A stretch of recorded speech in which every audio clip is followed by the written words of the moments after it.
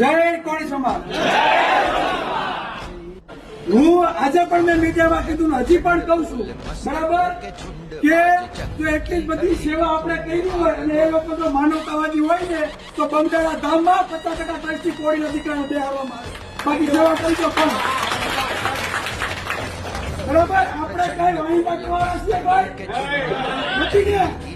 તો હું એટલું કહું છું ભાઈ, અમને આટલા વર્ષો ત્યાં સેવા કરીએ તો અમને પણ લાભ આપો અમારા સમાજને.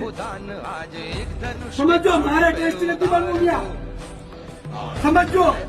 પણ જે સેવા આપણે કરીએ છીએ તો સમાજનું કઈ નામ તો બોલાવવું જોઈએ કે નહીં? વાહિંદામાં વાહન જોવા તો નામ બોલાવવાનું છે. બસ વધારે વાત નહીં કરતા. મારી આ વાત આજે અને કાલે પણ આ જ રહેવાની છે.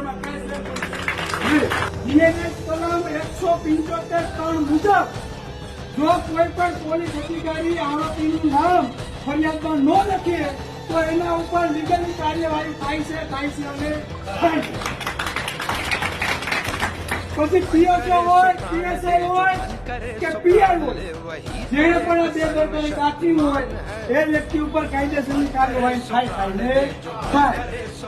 બીજી એક વાત, આ કોળી સમાજ હંમેશા માનવતાવાદી રહ્યો છે અને સેવાના કામમાં હંમેશા સર્વોપરી રહ્યો છે કે નથી રહ્યો? હું સત્ય વક્તા છું એટલે સાચું કે, બરાબર. દૂધ લેવા જવું, કોણી હટાડવી એ આપણું કામ નથી. બંગાળા ધામમાં બાપા બજરંગનાથ બધાનું ભલું કરે. મારી ઘરે પણ મૂર્તિ છે, અમે પણ પૂજા કરીએ અને તમે પણ કરતા હશો. આપણો સમાજ હંમેશા સેવાભાવી રહ્યો છે. બંગાળાના આજુબાજુના જેટલા પણ તાલુકા તમે લઈ લો, બંગાળા ધામમાં બાપા બજરંગનાથ ઉપર બધાને અપૂત શ્રદ્ધા છે કે નહીં? એટલે 80 થી વધારે મંડળો છે અને દર વારે વાળા છે ને સેવા કરવા જાય છે. જાય છે કે નથી જતા? આપણી બેની દીકરીઓ વાસણ ઉઠે છે, આપણા ભાઈઓ પીરસે છે. સેવાનું કોઈ પણ એવું કાર્ય નાનું નથી કરતા અને દિલથી કરે છે કે નથી?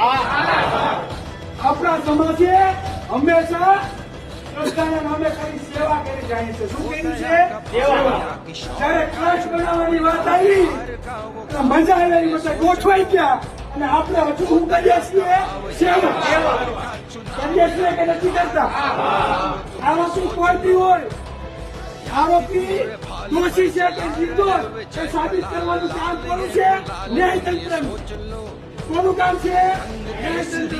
આપણે એમ નથી કહેતા ખોલાનો વ્યક્તિ દોષી છે, પણ સાબિત કરવાનું કામ કોનું છે? ન્યાયતંત્રનું. અને આપણે ન્યાયતંત્ર ઉપર પૂરેપૂરો ભરોસો છે કે આપણે ન્યાય મળશે.